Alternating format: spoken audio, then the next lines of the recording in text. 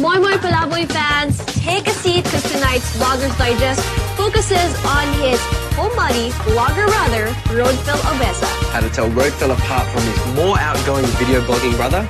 Watch this.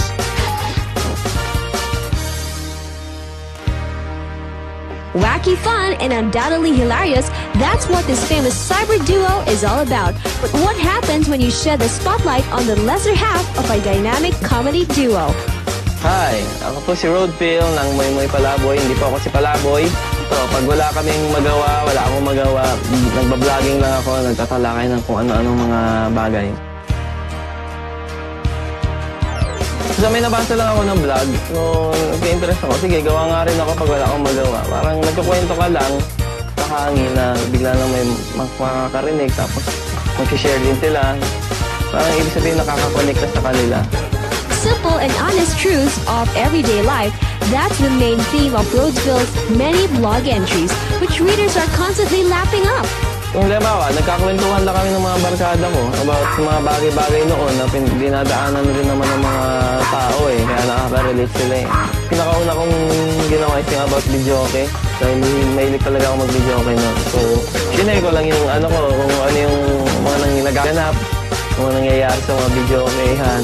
Tapos yun, marami na nag-comment na yun nga, ganun din pala sila. At present, Roadphil's blog has quite a following. In fact, he had to create a second account just to accommodate all the readers keeping up with his vlogs. Dalawa lang naman yung site na binablogan ko. Ang nauna talaga is sa Multiply, moimoypalaboy.multiply.com. Marami na nag-a-add. Hindi ko sila ma-add lahat, nag-hang yung namin, computer. Kaya gumawa rin ako ng site sa Blogspot.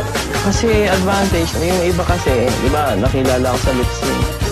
So, yung iba, nakukuha nila na hindi lang pala lip-sync. Kahit paano, I can write naman pala daw. Ito po yung camera na ginagamit namin pag kami ay nagpipicturan. Tapos ito rin ang ginagamit namin pang video na ngayon. Dito ko na-upload sa laptop namin yung video or picture na manggagaling dito sa camera namin. So yung nilalagay namin dyan, yung mga picture namin sa Facebook, Friendster, Multiply, mga vlogs ko. But with all the fame in cyberspace and television, Roadphil claims that there is still a lot more he plans to do in the future. Siyempre, normal na tao rin ako na nangangarap rin minsan maging director. Pero mas gusto ko kasi talaga sa mas gusto ko talaga sa likod ng camera.